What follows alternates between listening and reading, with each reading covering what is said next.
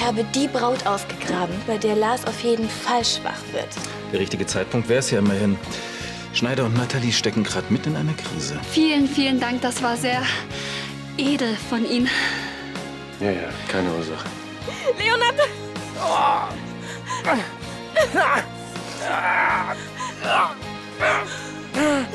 Bitte, bitte, halt durch! Leonard, du darfst nicht sterben! Ich liebe dich doch!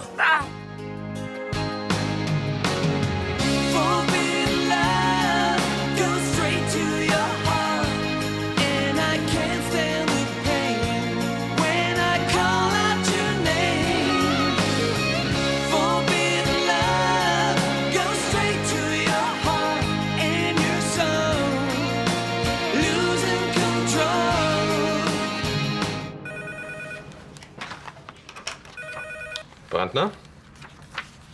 Hallo. Hallo, Matthias. Katja. Wie geht's dir? Ja, den Umständen entsprechend. Was machen die Kinder? Sind glücklich verliebt. Ich meine, es geht ihnen gut. Schön. Das freut mich. Matthias, ich komme zurück nach Düsseldorf. Jetzt schon? Ich dachte, du wolltest länger bleiben in Flensburg. Ich werde in der Küche von Königsbrunn gebraucht.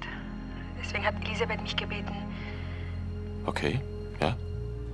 Ich wollte erst mal auf dem Schloss schlafen, damit du noch ein bisschen Zeit hast, um dir klar zu werden, ob wir noch eine Zukunft haben. In Ordnung. Katja, ich muss jetzt weitermachen, ja? Matthias, Ja. ich vermisse dich. Bis dann. Katja? Wenn du Gesprächsbedarf hast. Danke. Ich komm schon klar. Wirklich? Matthias, ich bin ja eher einer, der die Probleme in sich reinfrisst, aber du? Ich meine, du kannst den Dingen nicht ewig aus dem Weg gehen. Katja ist nun mal schwanger. Und wenn du dich immer wieder fragst, ob du der Vater bist oder Hanno, nicht... ich habe jetzt wirklich keine Zeit. Ich muss noch einkaufen. Bis dann.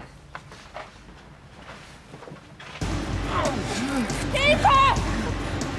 Bitte, Leonard, oh Gott, halt durch! Komm! Schaffst du es! Wir schaffen das, komm on!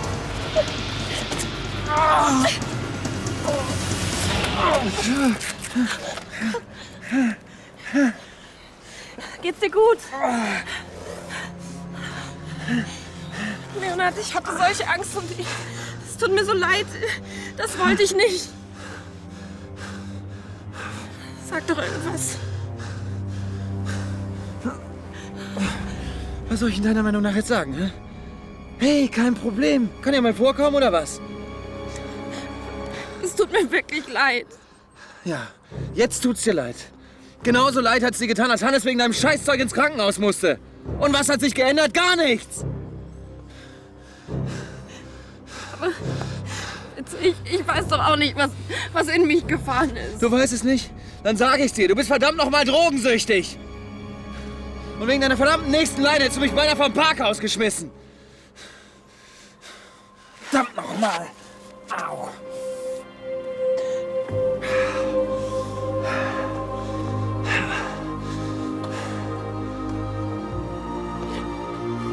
Leonard.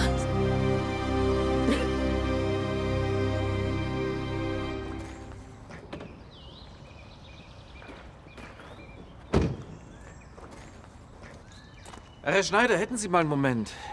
Wissen Sie, ich habe da ein juristisches Problem. Sagen Sie, der Angriff mit dem Schürhaken letzte Woche, wenn ich es zur Anzeige bringen würde, juristisch gesehen wäre das doch versuchter Totschlag, nicht wahr? Sie entschuldigen mich. Entschuldigen ist ein ganz gutes Stichwort.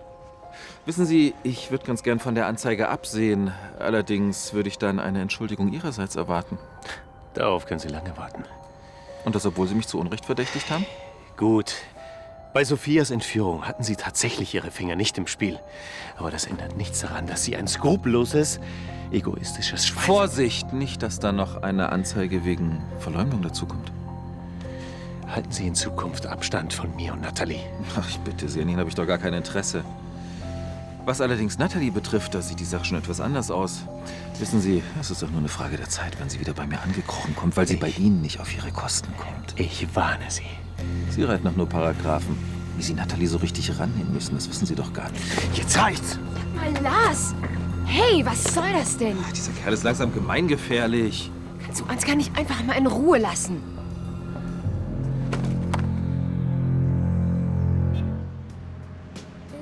Bist du extra vorbeigekommen, um mich zum Essen einzuladen? Ich war in der Nähe, Besorgungen machen. Außerdem wollte ich ja endlich mal sehen, wie meine Tochter wohnt, nachdem du mich schon nicht freiwillig eingeladen hast. Zimmerkontrolle, ich verstehe. Ja? Heimlich nachsehen, ob du rauchst oder irgendeinen Männerbesuch bekommst. Sag mal, seit wann bist du eigentlich unter die Hobbyküche gegangen? Ich hatte halt Lust auf Lapskaus. Das ist wegen Mama, oder? Du suchst Ablenkung. Dir kann man auch gar nichts vormachen. Hast du was von ihr gehört? Sie kommt zurück aus Flensburg. Allerdings bleibt sie erstmal auf Königsbrunn. Hat sie das angeboten? Aber ehrlich gesagt bin ich auch ganz froh darüber. Richtig froh siehst du aber nicht aus. Aber ich kann verstehen, dass du noch Zeit brauchst. Wenn ich mir vorstelle, dass Sebastian mich betrügt, nicht, dass man das vergleichen könnte. Hallo, Herr Brandner. Hallo Judith. Hast du auch Lust auf Lapskaus? Total gerne, aber ich muss zur Übungsgruppe. Prüfungen. Schade. Fabian hätte sich bestimmt gefreut. Ja. Ja, ich muss dann auch wieder. Ciao, Judith. Tschüss. Glück euch.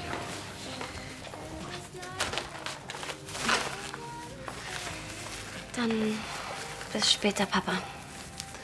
Bis später.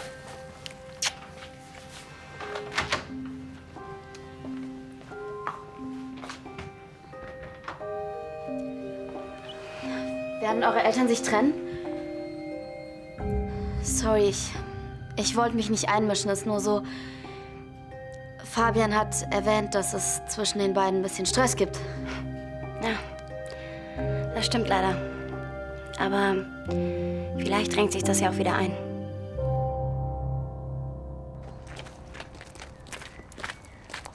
Lars, du benimmst dich kindisch. Nein, Natalie, du benimmst dich dämlich. Glaubst du wirklich, ich hätte den Streit eben mit Ansgar angefangen? Das habe ich doch gar nicht behauptet. Du hast mich gefragt, ob ich Ansgar nicht in Ruhe lassen kann. Ich habe damit gemeint, dass du dich nicht immer wieder von ihm provozieren lassen sollst. Es ist aber ganz anders rübergekommen. Immer wieder ergreifst du Partei für ihn. Oh, schon wieder dieses Thema, zum 1000. Mal. Ich interessiere mich nicht für Ansgar. Es geht mir dabei nur um dich. Was wäre denn eben bitte passiert, wenn ich nicht rechtzeitig dazwischen gegangen wäre? Mann, ich will doch nur nicht, dass du irgendwann mal die Kontrolle verlierst und ihm wirklich was antust. Es wäre auch wahnsinnig schlimm, wenn Ansgar etwas passieren würde. Hm?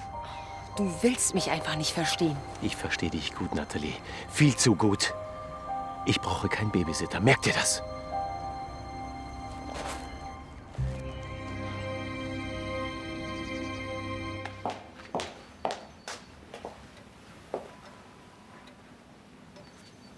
Alles in Ordnung, Leonard? Ja. Ich habe Sarah noch mal getroffen. Und? Sie hätte mich beinahe... Wir haben gestritten. Sie war wieder voll auf Koks. Wir waren auf einem Parkdeck. Sie hat mich geschubst, ich bin gestolpert und... Ich bin über die Brüstung gefallen. Hätte ich mich nicht festgehalten, wäre ich jetzt nicht hier. Was? Ja, sie hat's nicht mit Absicht gemacht. Sie hatte die Kontrolle verloren. Bist du verletzt? Nein. Ich habe bloß ein paar Schürfwunden. Warum habt ihr euch überhaupt getroffen? Das war Zufall. Sie war gestern bei mir im Krankenhaus. Sie hatte unsauberes Kokain genommen und sie wollte aber die Nacht über nicht da bleiben. Und heute Morgen habe ich mir gedacht, ich schaue noch mal nach ihr. Oh Gott, Leonard, sieh es doch endlich ein. Es bringt ihr überhaupt nichts, wenn du dich für sie aufopferst.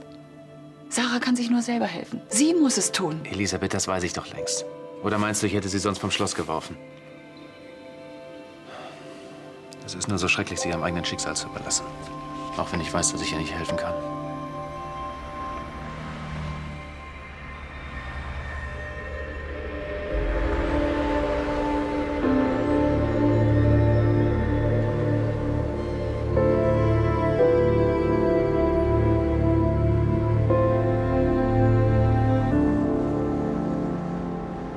Wieder schauen. Ich war auch mal in der Band. Aber es ging mehr so Richtung Hard Rock. Really? Yeah. Perhaps you'd like to come back to my place. Maybe we could record some tracks together. Sie entschuldigen uns. Du störst. Möchtest du lieber von der Polizei gestört werden, weil sie sich für deine Drogendeals interessiert? Okay, was willst du? Ich will, dass du deiner Aufgabe nachgehst. Lars und Natalie haben sich gerade wieder gestritten. Das ist also der perfekte Zeitpunkt, um deine Geheimwaffe abzufeuern. Kitty will sich aber nicht abfeuern lassen. Wie bitte? Ich denke, sie steht auf Lars. Ja, tut sie auch, aber sie hat Schiss, sich in irgendeine Beziehung einzumischen. Oh Gott. Na, dir wird sicherlich was Richtiges einfallen dafür, hm? Ansonsten geht mein Beweisvideo noch heute zur Polizei. Also der Film war wirklich großartig, den sollten Sie unbedingt mal sehen. Kitty, wollen Sie mit mir ins Kino gehen? Ach, das ist aber nett, aber zurzeit bin ich nach der Arbeit immer so geschafft. Hallo, Charlie. War eine ganz schön turbulente Veranstaltung gerade. Ja, ich kann mir einfach nicht vorstellen, dass Sarah Drogen nimmt. Ich ja auch nicht. Aber auf der anderen Seite, warum sollte Frau von Anstetten dann sowas sagen? Du musst noch einiges über Tanja lernen, Schätzchen. Wie geht's eigentlich Lars? Ich habe das Gefühl, dass er in der letzten Zeit ein bisschen Stress mit Natalie hatte.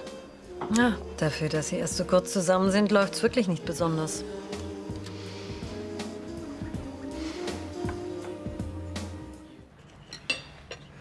Und, war's genießbar? Das fragst du noch, nachdem ich 3 Teller verputzt habe. Also mir hat's geschmeckt. Also um ehrlich zu sein, etwas zu salzig. Findest du? Schon. Aber ich meine, es ist auch schwer, sich an Mamas Labskaus zu messen. Ja, ich gebe zu, ich konnte die Geheimrezepte von Katja nicht ganz entziffern. Da musste ich halt ein bisschen improvisieren. Naja, dafür ist es super. Was gibt's denn eigentlich zum Nachtisch? Es gibt nichts. Wie nichts? Ja, ich habe beim Einkaufen das Eis vergessen. Naja, also gekauftes Eis hätte sowieso nicht mit Mamas Dessert mithalten können. Ich bin aber nicht Mama. Das nächste Mal kannst du dich ja ums Dessert kümmern. Ups. Sorry. In meinem Vertrag steht 18 Tage Urlaubsanspruch. Müssten das nicht eigentlich mehr sein? Rechtsschutzversicherung? Nee, sowas habe ich nicht. Ich dachte, du könntest mir vielleicht dabei einen offiziellen Termin bei dir. Ja, war mal wieder schön mit dir zu quatschen. Tschüss. Ist mir auch schon aufgefallen, dass wir so wenig Urlaub haben. Eigentlich müssten gesetzlich mehr als 18 Tage vorgeschrieben sein. Weißt du was? Wofür habe ich eigentlich einen Onkel, der Anwalt ist?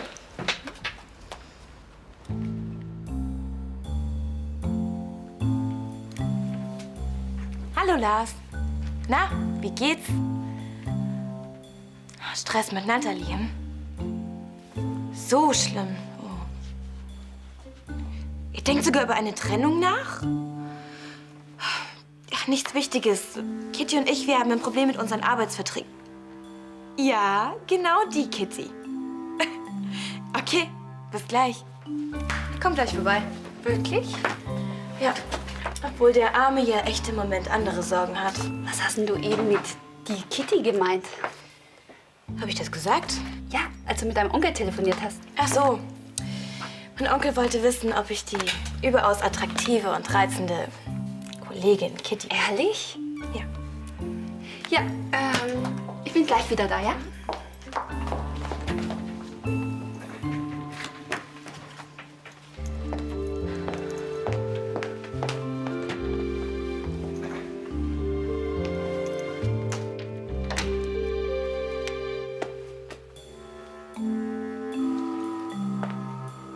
Lars Schneider? Hallo, Onkel Lars. Hallo, Olivia, was gibt's? Ich habe ein Riesenproblem mit meinem Arbeitsvertrag. Ich glaube, die von Anstetten verarscht mich. Was habe ich dir gesagt? Du hättest dich niemals auf sie einlassen dürfen. Ja, ich sehe es ja ein. Aber kannst du vielleicht dann kurz noch bei VA Faces vorbeikommen und einmal über den Vertrag drüber schauen? Der Herr Graf wünscht niemanden zu sehen. Bitte. Ich muss zu ihm. Frau Hofmann, ich bitte Sie, ich habe meine Anweisung. Lassen Sie So mich. geht das nicht. Leonard, bitte, ich muss noch mal mit dir reden. Ist schon in Ordnung, Justus. Danke. Was willst du hier? Mein Verhalten. Ich weiß, das war unverzeihlich. Ich hätte dich beinahe umgebracht. Ja. Und? Aber das hat mich wachgerüttelt. Ich bitte dich. Komm schon, Sarah. Leonhard, ich brauche deine Hilfe. Ich will einen Entzug machen. Hallo, Matthias. Hallo, Elisabeth. Ja, kann ich helfen? Nico hat Fotos geschickt. Ich habe Abzüge machen lassen für Arno. Und da ich gerade in der Nähe war. Na ja, komm rein, ich hol Arno. Nein, das ist gar nicht nötig. Gib ihm einfach diesen Umschlag mit den besten Wünschen von mir. Also dann, tschüss. Matthias, ich wollte nur sagen, es tut mir leid, dass du und Katja, dass es nicht so gut läuft zwischen euch. Danke für die Anteilnahme. Ihr wart so eine glückliche Familie. Die Zeiten ändern sich. Du und Arno, ihr wart ja auch ein glückliches Paar. Katja liebt dich wirklich und sie hat ihren Fehler zutiefst bereut. Matthias, gib euch noch eine Chance. Wenn man sich liebt, dann... Ausgerechnet du erteilst Rat in Beziehungsdingen?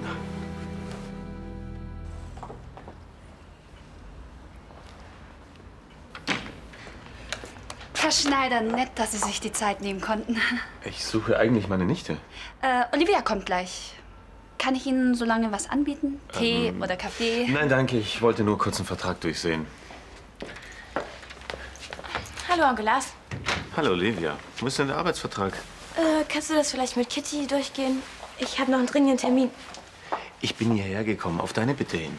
Ja, ich weiß, aber ich habe den Termin total vergessen. Und Kitty hat hier genau dasselbe Problem wie ich, habe ich dir ja gesagt. Hast du? Tschüss, ihr beiden. Tschüss.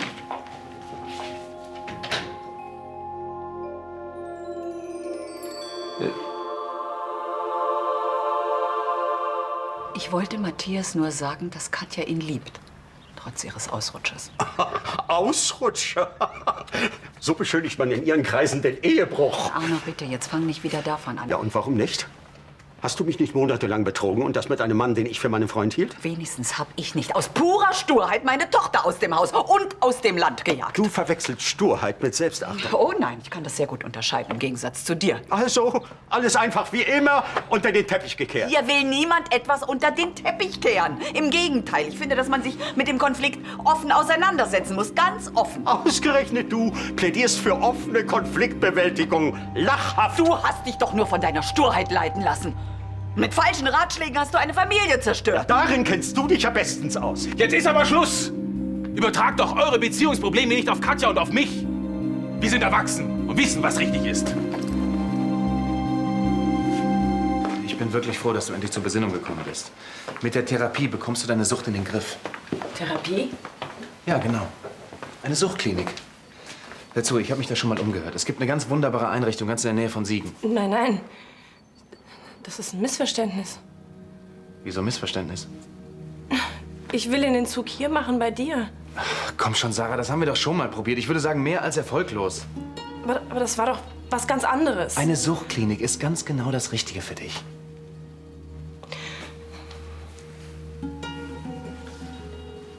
Aber ich will hier bei dir bleiben. Leonhard, ich brauche deine Nähe und deine Hilfe. Dann kann ich es schaffen. Für dich. Für mich? Sag mal, Sarah, hast du das immer noch nicht begriffen? Du machst das nicht für mich. Du machst das für dich selbst. Leonhard, bitte.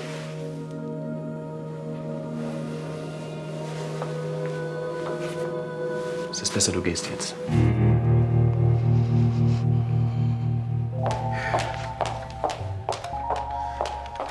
Kaffee? Danke, nein, sonst kriege ich noch einen Koffeinschock.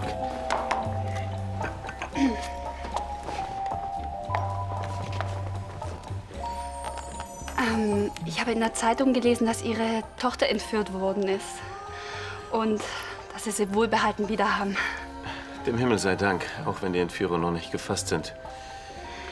Das muss er wohl sehr mitgenommen haben. Ja, zugegeben, es war keine schöne Zeit. Ich wollte mich auch noch mal bei Ihnen bedanken. Ach, das mache ich doch auch für meine Nichte. Nein, ich meine nicht für den Vertrag. Sondern? Ja, weil Sie sich so für mich eingesetzt haben. Letzte Woche im Schneiders, als Graf Lahnstein so unhöflich zu mir war. Ach, das meinen Sie. Naja, Graf Lahnstein muss man immer wieder mal die Grenzen zeigen. Ja, und dem haben Sie es auch ganz schön gezeigt. Ach, jetzt übertreiben Sie aber. Verspannt? Ja, ziemlich.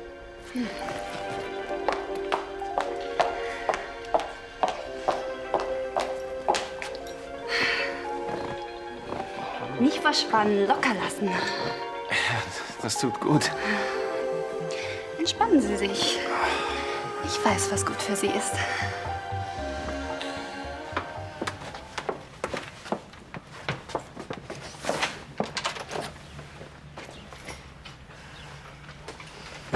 Ich dachte, du wärst noch auf der Arbeit. Ich habe heute frei. Also ich freue mich jedenfalls, dass du wieder da bist.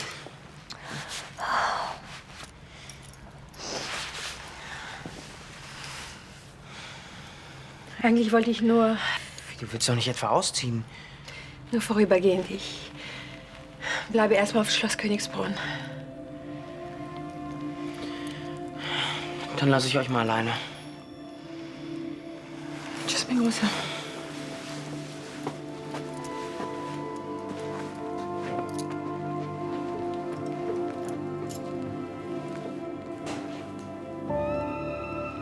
Tschüss, Matthias. Warte, Katja. Ich habe mich entschieden.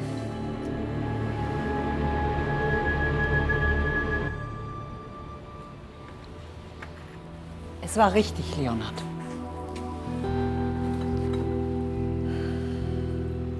Ja, ich weiß. Du kannst Sarah nicht ihre Probleme abnehmen. Sie muss das selber schaffen, aus eigener Kraft.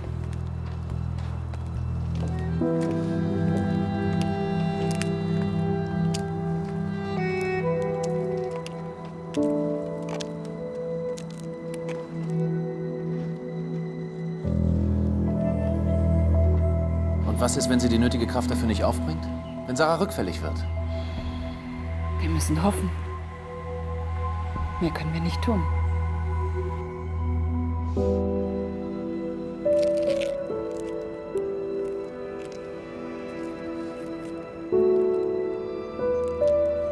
Was ist, wenn sie das nicht schafft? Wenn das alles zu viel für sie ist? Ich weiß nicht, ob ich mir jemals verzeihen könnte, wenn Sarah irgendwas passiert oder noch viel schlimmer, wenn sie sich irgendwas antut, weil ich nicht für sie da war.